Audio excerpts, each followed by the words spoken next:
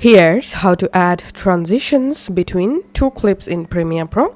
So here's my first video clip, this is my second video clip, and this is my third video clip. Now add transitions between two clips. First of all, just hover over on these two clips gap and right click on here and just click on apply default transitions.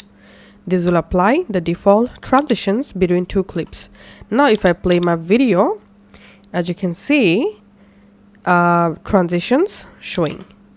And if you want to add another transition or different transition, then go to effects, expand video transitions, and here you'll find a bunch of different transitions categories. In my case, I'm selecting here zoom and just adding cross zoom transitions between my two clips.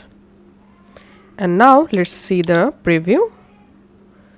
Here we can see the result.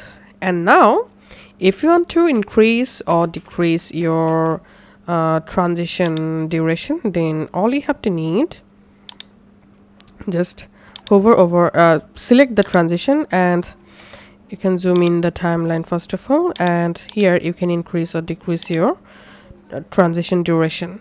And if you want to make a different transition, default transition, then come to this video transition section and just right click on the transition and here select as default transition to make the specific transition default.